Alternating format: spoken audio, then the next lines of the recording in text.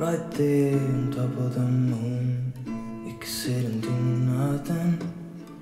I wish we were bold to just fly away.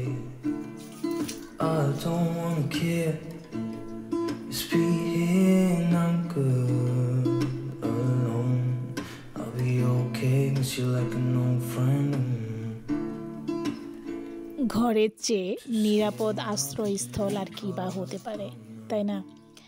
ঘরের চেয়ে সবচেয়ে নিভৃত বন্ধু আর কি বা হতে পারে। আর সেই ঘর যদি এলোমেলো হয়ে যায় তখন জীবনের সবচেয়ে যেন এলোমেলো লাগে, তাই না? হ্যালো ভিউয়ার্স, আসসালামু আলাইকুম। সবাইকে আমার ডেলি ব্লগ চ্যানেলে স্বাগত জানাচ্ছি। তো আমি নুরুন্নাহার লিলিয়ান। আপনারা যারা দেশ প্রবাস পৃথিবীর যে কোনো জায়গা থেকে আমার ব্লগগুলো উপভোগ করেন, আপনাদের সবাইকে অনেক ভালোবাসা। তো আজকের ব্লগে হচ্ছে আমি শেয়ার করব ক্লিনিং, তারপর হচ্ছে একটা রেসিপি শেয়ার করব, আর তার মধ্যে হচ্ছে আমাদের বাসার যে বিল্ডিং, আমরা যেই বিল্ডিংয়ে থাকি সেই বিল্ডিংটা হচ্ছে রং করা হবে, মানে সরকারিভাবে রং করা হবে পুরো বিল্ডিংটা। যে কারণে আমি আমার কার্নিশে যে গাছগুলো রেখেছিলাম সেই গাছগুলো, অনেক গাছ মরে গিয়েছে, কারণ হচ্ছে এত গাছ বাসার ভিতরে আনা সম্ভব না। তো যেই কয়েকটা সম্ভব হয়েছে, যেই কয়েকটা গাছ সম্ভব হয়েছে সেগুলো টব সহ ভিতরে এনে রেখেছি।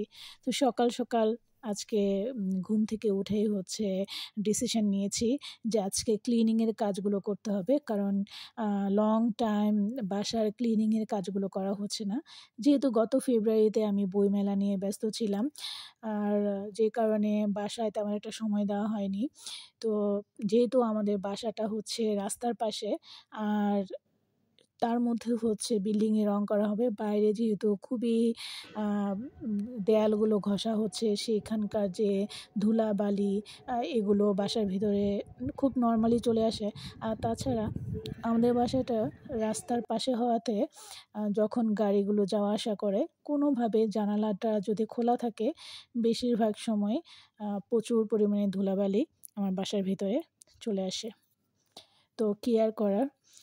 তো বাসা সুন্দর সাজানো গোছানো দেখতে সবারই ভালো লাগে, কিন্তু এই যে বাসাটাকে সুন্দর করে সাজিয়ে গুছিয়ে পরিষ্কার পরিচ্ছন্ন করে রাখা, এটা কিন্তু ভেরি টাফ জব। এটা অনেকেই বোঝে না। বেশিরভাগ সময় মানুষ মনে করে যে বাসার কী কাজ থাকে, বাসার কাজটাকে মানুষ ভ্যালুলেস মনে করে। তো এই যে আমার আর্টিফিশিয়াল ফ্লাওয়ারগুলো, এগুলো কিন্তু আমার রুমের সৌন্দর্যকে অনেক বাড়িয়ে তোলে। যেহেতু রিয়েল গাছ বাসায় রাখা সম্ভব না, কারণ পোকামাকড় চলে আসে, তাই বাসার ভেতরে কিছু সৌন্দর্য বর্ধনের জন্য আর্টিফিশিয়াল ফ্লাওয়ার রাখতে হয়। এই যে আর্টিফিশিয়াল ফ্লাওয়ারগুলো, এগুলো কিন্তু রেগুলার ধুয়ে পরিষ্কার করে রাখতে হয়। তো আজকে আমি খেয়াল করলাম আমার হচ্ছে বুক সেলফের মধ্যে ময়লা পড়েছে, তারপরে হচ্ছে এই যে বইগুলো রেখেছি, বইগুলোকে নিয়মিত এগুলোকে মুছে, সেলফ মুছে তারপর রাখতে হয়। কি পরিমাণ ধুলা! এগুলো হচ্ছে আসলে আমার সেলফটা রেগুলার পরিষ্কারই থাকে, কিন্তু ওই যে বাইরে জানালার পাশে যেহেতু কাজ হচ্ছে, জানালা দিয়ে এই ময়লাগুলো চলে আসে। তো আমি যেভাবে আমার আর্টিফিশিয়াল ফ্লাওয়ারগুলো ক্লিন করি সেটা হচ্ছে আমি বালতির মধ্যে ডিটারজেন্ট দিয়ে বেশ ভালো করে ফেনা তুলে নিই। তারপরে হচ্ছে আর্টিফিশিয়াল ফ্লাওয়ারগুলো সেগুলোর মধ্যে প্রায় ঘন্টাখানিক ভিজিয়ে রেখেছি। তো একটু বেশি সময় নিয়ে ভিজিয়ে রাখলে ময়লাগুলো চলে যায়।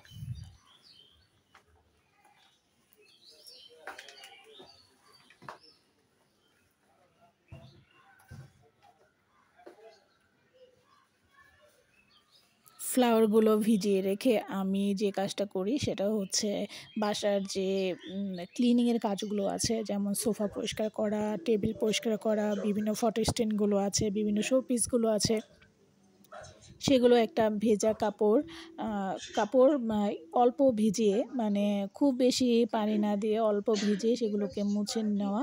কারণ হচ্ছে এগুলো হচ্ছে আলগা ধুলা। তো 1 ঘন্টা ভিজিয়ে রাখার পর ফ্লাওয়ারগুলো যখন তুলেছি এই তো ফ্লাওয়ারের কালার কি সুন্দর চলে আসছে। তো একটুখানি বুদ্ধি খাটিয়ে একটুখানি পরিশ্রম করলে বাসার চেহারাই কিন্তু পাল্টে যায়, তাই না? আর এইটার জন্য এফোর্ট দিতে হয়। এই জিনিসটাই অনেকে বুঝতে চায় না বা স্বীকারও করতে চায় না।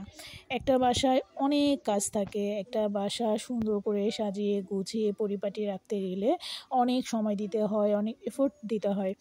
তো আরও একটা কাজ করেছি, সেটা হচ্ছে আমার যে মেডিকেল বক্সটা আছে, যেহেতু আমরা রেগুলারই বিভিন্ন রকমের ওষুধ খেয়ে থাকি, তো এই ওষুধগুলো খাওয়ার কারণে অনেক ওষুধ, যেমন একটা ওষুধ রেগুলার খেতে হয়, আবার কিছু ওষুধ থাকে যেমন শেষ হয়ে গিয়েছে, সেগুলোর যে খোসাগুলো সেগুলো জমে, এগুলো সময় জমে বক্সটা পরিপূর্ণ হয়ে থাকে। তো মেডিকেল বক্সটাকে একটু খুলে সেটার মধ্যে যেগুলো আমি নিয়মিত খাই সেই ওষুধগুলোকে রাখলাম, আর মেডিকেল বক্সটাকেও একটু পরিষ্কার করলাম, যেহেতু এটার মধ্যে ওষুধ থাকে। তো এই টুকিটাকি কাজ করতে করতে ইফতারের সময় হয়ে গেল, আর আমি একটু ভাজা পোড়া খাবার অ্যাভয়েড করছি। তো বাসায় আগের দিনই ছোলা ছিল, একটা কাবাব ছিল, এই এতটুকুই খেয়েছি। কারণ হচ্ছে আমি চেষ্টা করি খুব আর্লি খাবার খেয়ে নিতে, রাতের ডিনারটা খেয়ে নিতে। আর কয়েকদিন তো আমি রোজাও রাখিনি, তো আজকে রোজাই ছিলাম। যেহেতু ছোলা আর কাবাব আর সাথে হচ্ছে টমেটো নিয়েছি। রেগুলার টমেটো খাওয়া কিন্তু খুবই ভালো, কারণ টমেটোতে অনেক পরিমাণে অ্যান্টিঅক্সিডেন্ট থাকে, যেটা শরীরের মেটাবলিজম ভালো রাখতে খুবই কাজে দেয়।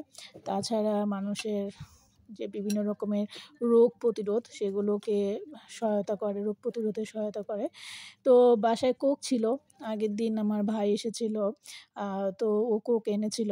তো আমি খাবার দাবার খেয়ে খুব দ্রুত যেটা করলাম, আমাকে তো রাতের একটা ডিনার রেডি করতে হবে, যেহেতু রোজার মাস। তো বাসায় যে ছোট মাছ, এই মাছের নাম আমি জানি না, কিন্তু মাছটা এত মজার আমি আসলে বলে বোঝাতে পারবো না। এই মাছগুলোকে আমি ভালো মতো পরিষ্কার করে ধুয়ে নিয়েছি। মাছের নাম জানি না, এটা মাঝারি সাইজের, বেশি ছোটো না বেশি বড়ও না, ট্যাংরা মাছের মতো দেখতে দেখা যায়। অনেকে এটাকে কাজলি মাছ বলে, না কি মাছ আমি আসলে শিওর নাই মাছের নাম কি, কিন্তু খুবই মজার। তো আমি একটু হালকা করে ভেজে নিয়েছি, আর মাছগুলো এত নরম। তারপর যেটা করেছি, তেলের মধ্যে পেঁয়াজ, আদা বাটা, মানে আদা আমি হচ্ছে হামাদিস্তাতে পিষে নিয়েছি। তারপর একটু হলুদ, একটু মরিচ, জিরা গুঁড়া, ধনিয়া গুঁড়া, একটু লবণ দিয়ে ভালো করে কষিয়ে নিয়েছি। আদা, রসুন এবং এই যে হলুদ গুঁড়া, মরিচ গুঁড়া, এগুলো যত বেশি কষানো হয়, যত বেশি তেলে ভাজা হয়, তত বেশি খাবার মজা হয়। তো সিমের বিচি ছিল, সিমের বিচি তাড়াতাড়ি করে কিছু আমি খোসা ছাড়িয়ে নিয়েছি। আর আলু, 2টা আলু আমি চিকন করে কেটে এটা তেলের মধ্যে ভেজে নিয়েছি। আর 2টা টমেটো দিয়েছি সাথে করে।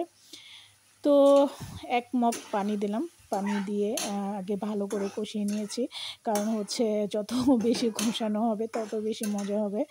তো কষানোর পর 1 কাপ, বেশি পানি দিইনি, কারণ হচ্ছে যেহেতু টমেটো, সিমের বিচি এগুলো একদম নরম, আর আলু তো অলরেডি আমি ভেজে নিয়েছি, সিদ্ধই করা আছে, সিদ্ধই হয়ে গিয়েছে অলরেডি। তো 1 কাপ পানি দিয়ে আমি এটা ঢেকে রেখেছি। আর মাছ যেহেতু আমি ভেজে নিয়েছি আগেই, তো আমার মনে হয় না যে খুব বেশি সময় নেওয়া দরকার আছে। তো পানিটা যখন, মানে আমার যে মশলাটা যখন খুব দ্রুত হয়ে এসেছে, তো এরপর আমি মাছগুলো দিয়ে দিই। তারপর চুলার যে ফায়ারটা একটু কমিয়ে দিয়ে ঢেকে রাখি। তো এই আমার হয়ে গেল মাছ। ঠিক এই একটা আইটেম দিয়েই আমি খাবার খেয়েছি, আর সাথে হচ্ছে শসা ছিল, আর শসা কেটে নিয়েছি। আর এর মধ্যে জাতির উদ্দেশ্যে ভাষণ দিচ্ছে হচ্ছে প্রধান উপদেষ্টা ডক্টর ইউনূস, ওনার ভাষণ শুনছিলাম আর খাবার খাচ্ছিলাম। তো এই ছিল আমার আজকের ক্লিনিং, তারপর হচ্ছে রেসিপি, আমার গাছের কেয়ার। আর গাছ ভালোবাসুন, বাসায় পারলে প্রচুর গাছ লাগান, গাছ লাগালে মন মানসিকতা এমনিতেই ভালো লাগে। তো এই ছিল আমার আজকের ব্লগ, সবাই Right ভালো there থাকবেন, on thanks top for of the watching. moon, we could sit and do nothing. I wish